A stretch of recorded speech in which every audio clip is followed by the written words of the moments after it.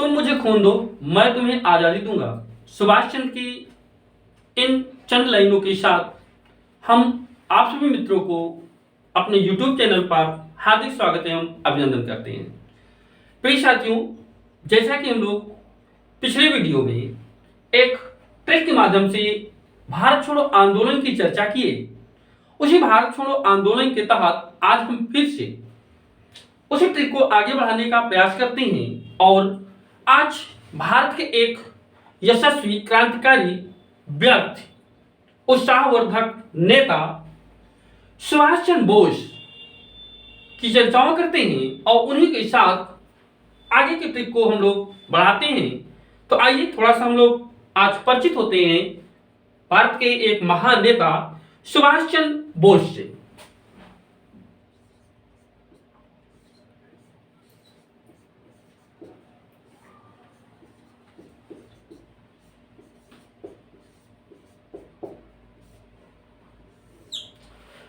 सुभाष चंद्र बोस, जिनका जन्म 23 जनवरी 1897 ईस्वी में कटक, उड़ीसा में हुआ। ध्यान रखिए, सुभाष चंद्र बोस का जन्म 23 जनवरी 1897 ईस्वी को कटक, उड़ीसा में हुआ और इन्होंने 1919 ईस्वी में कलकत्ता विश्वविद्यालय से स्नातक की उपाधि प्राप्त किया। स्नातक की उपाधि प्राप्त करने के बाद ये आईसीएस बनने के लिए सिविल परीक्षा में भाग लेने के लिए 1920 ईस्वी में इंग्लैंड गए, इंग्लैंड, और वहां से इन्होंने सिविल परीक्षा पास किया और ये सिविल परीक्षा के रैंक में चौथा स्थान प्राप्त किए। लेकिन इन्होंने अंग्रेजी शासन के अधीन कार्य न करने की सौगंध दी और अपने पद से त्यागपत्र दे दिया और 1921 ईस्वी में ये पुनः भारत लौट आए। भारत आने के बाद इन्होंने महात्मा गांधी के द्वारा शुरू किए गए असहयोग आंदोलन में भाग लिया तथा बंगाल के प्रसिद्ध नेता CR दास, चित्तरंजन दास को अपना राजनीतिक गुरु बनाया। तो ये प्रश्न बार बार पूछा जाता है कि सुभाष चंद्र बोस ने अपना राजनीतिक गुरु किसे बनाया, तो वे आपको होते हैं चित्तरंजन दास। ध्यान रखिए, चित्तरंजन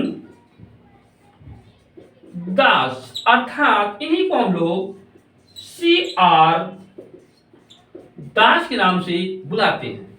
इन्होंने चित्तरंजन दास को अपना राजनीतिक गुरु बनाया और ये असहयोग आंदोलन में के कारण ही पहली बार जेल की यात्रा की और एक बार जेल जाने के बाद ये कहा जा सकता है कि इनका घर ही जेल हो गया और इनका जेल से आना जाना लगा।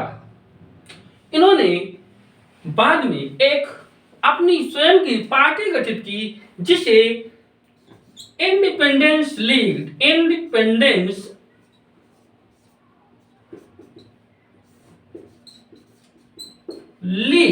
के नाम से जाना गया। यदि कभी पूछा जाए कि इन्होंने किस पार्टी का गठन किया, तो इन्होंने इंडिपेंडेंस लीग नामक पार्टी का गठन किया सुभाष चंद्र बोस ने और ये कलकत्ता नगर निगम के अध्यक्ष चुने गए।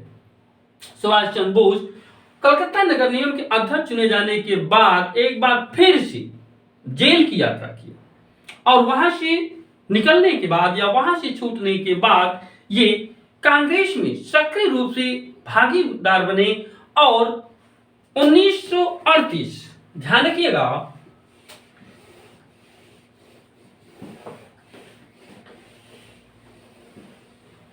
जब 1938 ईस्वी में कांग्रेस का हरिपुरा अधिवेशन हुआ, तब ये पूछा जाता है कि 1938 में कांग्रेस का अधिवेशन कहां पर हुआ, तो कांग्रेस का अधिवेशन हुआ हरिपुरा में, जिसके अध्यक्ष, हरिपुरा कांग्रेस अधिवेशन के अध्यक्ष सुभाष चंद्र बोस चुने गए। ये प्रश्न बार बार पूछा जाता है कि सुभाष चंद्र बोस कहां से अध्यक्ष चुने गए, कांग्रेस के अध्यक्ष कहां पर बने, तो 1938 ईस्वी में हरिपुरा में सुभाष चंद्र बोस कांग्रेस के अध्यक्ष चुने गए और उसके एक वर्ष बाद 1939 ईस्वी में 1939 ईस्वी में महात्मा गांधी के विरोध के बाद भी महात्मा गांधी के विरोध के बाद भी ये त्रिपुरी में, जो कि मध्य प्रदेश का स्थान है त्रिपुरी में कांग्रेस के दोबारा अध्यक्ष चुने गए। प्रश्न ये बार बार पूछा जाता है कि सुभाष चंद्र बोस दूसरी बार कांग्रेस के अध्यक्ष कब बने, तो 1939 ईस्वी में अधिवेशन था त्रिपुरी अधिवेशन। यहां की बात आई जब सुभाष चंद्र बोस ने कांग्रेस के अध्यक्ष के रूप में अपना नामांकन किया तो महात्मा गांधी ने इनके नामांकन को रोकते हुए अपने एक सदस्य या कह सकते हैं कि अपने शिष्य पट्टाभ सीतारमैया, ध्यान रखिएगा ये प्रश्न बार बार पूछा जाता है, पट्टाभ सीतारमैया को कांग्रेस के अध्यक्ष पद के लिए नामांकित किया। लेकिन सुभाष चंद्र बोस ने अपना नामांकन वापस नहीं लिया और इस प्रकार से 1939 त्रिपुरी अधिवेशन में महात्मा गांधी के शिष्य पट्टाभ सीतारमैया तथा सुभाष चंद्र बोस के बीच कांग्रेस अध्यक्ष पद को लेकर निर्वाचन हुआ। और बताया जाता है कि महात्मा गांधी के समर्थन के बाद भी सुभाष चंद्र बोस ने इस त्रिपुरी कांग्रेस अधिवेशन में पट्टाभ सीतारमैया को पराजित करके कांग्रेस के अध्यक्ष बने।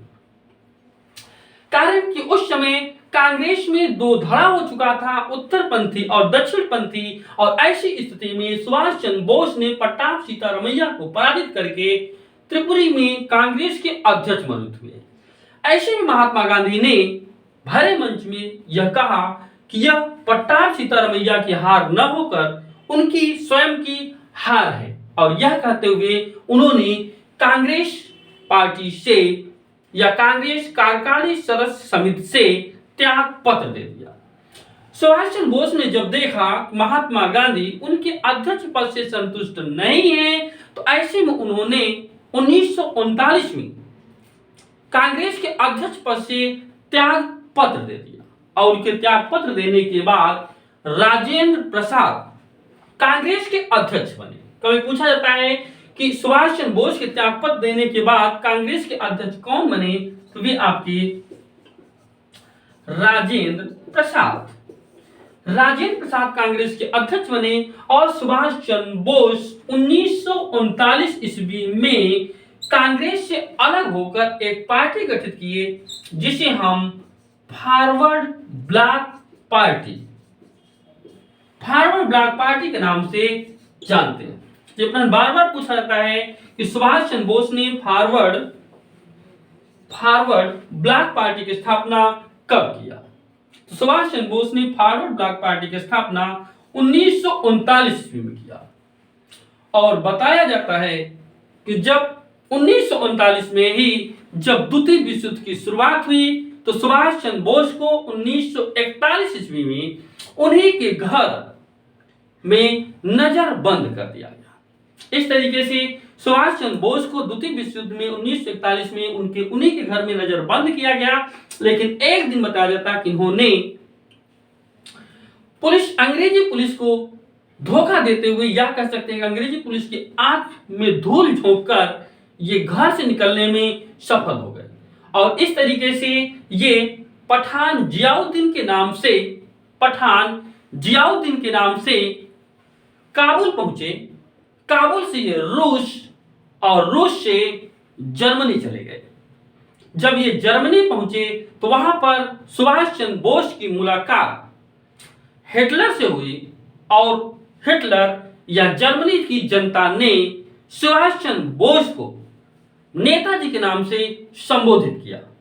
इस प्रकार से सुभाष चंद्र बोस का एक उपाधि आती है नेताजी। यह पूछा जाए कि सुभाष चंद्र बोस को नेताजी किसने कहा, तो वह हिटलर या जर्मनी की जनता। जब द्वितीय विश्व युद्ध में ध्रुवीय राष्ट्रों की ओर से जापान भी सम्मिलित हुआ तो सुभाष चंद्र बोस जर्मनी से जापान आए और जापान की राजधानी टोक्यो में वहां के प्रधानमंत्री तोजो ने सुभाष चंद्र बोस का स्वागत किया और वहीं पर आजाद हिंद फौज के संस्थापक रास बिहारी बोस ने आजाद हिंद फौज का नेतृत्व सुभाष चंद्र बोस को सौंप दिया और इस तरीके से सुभाष चंद्र बोस 1943 ईस्वी में आजाद हिंद फौज पार्टी के नेतृत्वकर्ता बन गए और उन्होंने उस संबोधन में अपने सैन्य आजाद हिंद फौज सैनिकों के संबोधन में यह कहा कि हम सबको भारत को आजाद करना है और दिल्ली चलना है और उन्होंने दिल्ली चलो का नारा दिया। साथ साथ उन्होंने कहा तुम मुझे खून दो हम तुम्हें आजादी देंगे। इनके भाषण से आजाद हिंद फौज की सेना पूरा उत्साहित हुई और पूरा उत्साह के साथ ध्रुवीय राष्ट्रों की ओर से भारत की ओर प्रस्थान किया। लेकिन उसी समय अमेरिका के द्वारा जापान पर गिराए गए अणुबम के कारण जापान और जर्मनी की हालत खराब हो गई और एक प्रकार से ध्रुवीय राष्ट्र द्वितीय विश्व युद्ध में पराजित हुए, मित्र राष्ट्र विजयी हुए। ऐसे में सुभाष चंद्र बोस जापान से फरार हुए हेलीकॉप्टर से और जिस समय ये ताइवान के फार्मोसा नामक द्वीप पर पहुंचे उसी समय हेलीकॉप्टर क्रैश हुआ और उसमें आग लग गई, जिसमें सुभाष चंद्र बोस दुर्घटनाग्रस्त हो गए। इस तरीके से ये सुभाष चंद्र की जीवनी, सुभाष चंद्र की बातें जो हमारे इतिहास में बार बार पूछा जाता है। कभी आपसे एक पुस्तक पूछी जाती है द इंडियन स्ट्रगल, पर पूछा जाता है द इंडियन स्ट्रगल किसकी पुस्तक है? तो the Indian struggle Subhash Chandra Bose की एक पुस्तक है। ठीक है, द इंडियन स्ट्रगल किसकी पुस्तक है? सुभाष चंद्र बोस। साथियों, जैसा हम लोगों ने पढ़ा कि आजाद अर्थात आजाद हिंद फौज का ध्रुवीय राष्ट्रों के साथ ही समापन हुआ और जो भी आजाद हिंद फौज के सैनिक बचे उन सभी सैनिकों को एक साथ मित्र राष्ट्रों की ओर से, इंग्लैंड सरकार की ओर से बंदी बना लिया गया और इस तरीके से आगे विश्व युद्ध की स्थिति में ही या कह सकते हैं कि उस समय ही एक फार्मूला आया, जिस ट्रिक में हम लोग देखते हैं फार्मूला अर्थात चक्रवर्ती राज गोपालाचारी फार्मूला। ध्यान रखिएगा, चक्रवर्ती राजगोपालाचारी फार्मूला। ये प्रश्न पूछा जाता है कि चक्रवर्ती राजगोपालाचारी फार्मूला कब आया? तो समय जैसे आप पढ़ चुके हैं 10 जुलाई 1944 ईस्वी। चक्रवर्ती राजगोपालाचारी फार्मूला 10 जुलाई 1944 ईस्वी को आया, जिसमें भारत के चक्रवर्ती राजगोपालाचारी ने एक फार्मूला दिया, एक अपनी योजना दिया। उसमें यह बात कही कि भारत में अंग्रेज आजादी के बाद, यह कह सकते हैं कि विश्व युद्ध के बाद अंग्रेज भारत में एक संवैधानिक व्यवस्था का गठन करें, एक स्वतंत्र सरकार का गठन करें, जिसमें मुसलमान बहुल क्षेत्र, इस्लाम बहुल क्षेत्र को एक अलग प्रांत के रूप में बनाया जाए। तो कभी ये प्रश्न पूछा जाता है कि पाकिस्तान विभाजन या भारत विभाजन की योजना सर्वप्रथम किसके द्वारा दिखाई जाती है या भारत विभाजन को सर्वप्रथम स्वीकार करने वाले भारतीय कौन थे? ये चक्रवर्ती राजगोपालाचारी थे, लेकिन इनका उद्देश्य पाकिस्तान का भारत से अलग होना नहीं था, बल्कि इनका उद्देश्य सिर्फ इतना था कि मुसलमानों के लिए एक स्वतंत्र प्रांत बना दिया जाए जो भारत के अधीन कार्य करे। दूसरी बार इन्होंने संवैधानिक व्यवस्था किया कि भारत सरकार खुद एक संविधान का निर्माण करे। लेकिन यह चक्रवर्ती राजगोपालाचारी किसी को नहीं भाया और एक अगली योजना आई जिसे हम बेबेल योजना कहते हैं। बेबेल योजना, बेबेल योजना जो 14 जून 1945 को आया। भारत के तत्कालीन गवर्नर जनरल लॉर्ड वेवेल ने भारतीय नेताओं के सामने एक प्रस्ताव रखा, एक योजना रखी और उन्होंने कहा कि यदि ये लोग, भारतीय लोग अंग्रेजों का साथ देते हैं तो आजादी के बाद उन्हें एक भारतीय, स्वतंत्र भारतीय राज्य प्रस्तुत किया जाएगा जो कि डोमिनियन स्टेट होगा। साथ साथ भारतीय लोग अपना एक संविधान का निर्माण करें और उस संविधान के अनुसार कार्य हो। लेकिन इनकी बेबल योजना का मोहम्मद अली जिन्ना ने जोर शोर से विरोध किया और उन्होंने कहा कि हमें पहले पाकिस्तान चाहिए, फिर अन्य हम योजना पर बात करेंगे। इस तरीके से बेबल योजना कांग्रेस मुस्लिम लीग के द्वारा अस्वीकार कर दी गई और इसके बाद इन्हीं लॉर्ड बेबल ने ही इन मंत्रिमंडलों को, या कह सकते हैं कि भारतीय नेताओं का एक सम्मेलन बुलाया जिसे हम शिमला सम्मेलन के नाम से जानते हैं। तो ये भी प्रश्न आपसे पूछा जाता है कि शिमला सम्मेलन कब हुआ? तो शिमला सम्मेलन 25 जून से 14 जुलाई 1945 ईस्वी के बीच हुआ। ध्यान रखिएगा, शिमला सम्मेलन कब से कब तक? तो शिमला सम्मेलन 25 जून से 14 जुलाई 1945 के बीच रहा। इस पर इनके नीतियों पर बात किया गया, लेकिन ना तो कांग्रेस संतुष्ट हुई और ना तो मुस्लिम लीग संतुष्ट हुई और अंततोगत्वा यह शिमला सम्मेलन पूरी तरीके से असफल सिद्ध हुआ। कभी आपसे प्रश्न पूछा जाता है कि वे कौन से प्रमुख भारतीय नेता थे जो शिमला में रहते हुए भी बेबल के शिमला सम्मेलन में भाग नहीं लिए? तो वे याद रखिएगा, ये प्रश्न बार बार पूछा जाता रहता है कि वे कौन से नेता थे जो शिमला में थे लेकिन शिमला सम्मेलन में भाग नहीं लिए। तो महात्मा गांधी उस समय शिमला में ही उपस्थित थे, लेकिन उन्होंने किसी प्रकार से शिमला सम्मेलन में भाग नहीं लिया। आज इसके बाद की अन्य घटना, लाल किला मुकदमा।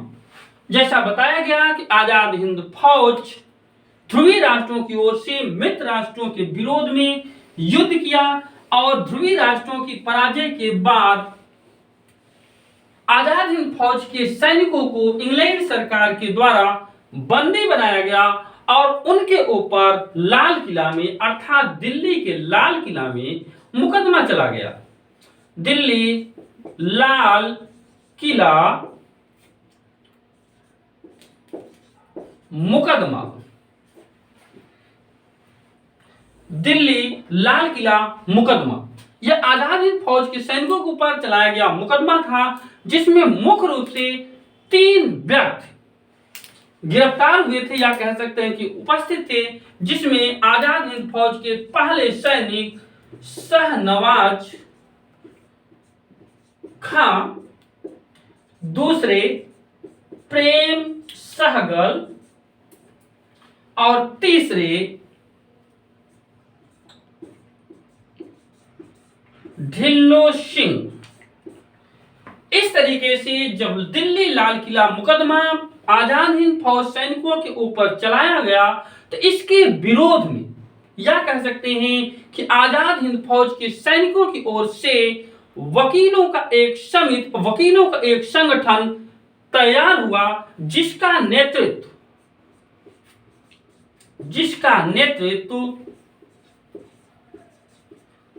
भूला भाई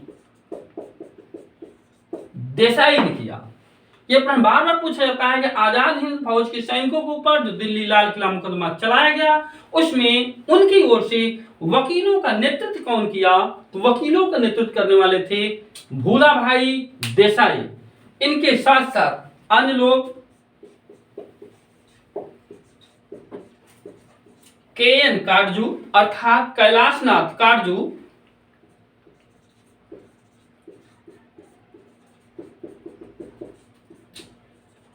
अरुणा आसफ अली,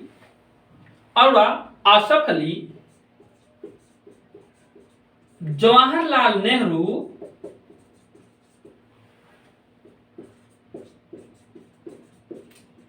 मोहम्मद अली जिन्ना जैसे लोगों ने इस वकीलों के नेतृत्व में भाग लिया और आजाद हिंद फौज के सैनिकों की ओर से अपनी वकीलों की कोट पहन करके न्यायालय में उपस्थित हुए।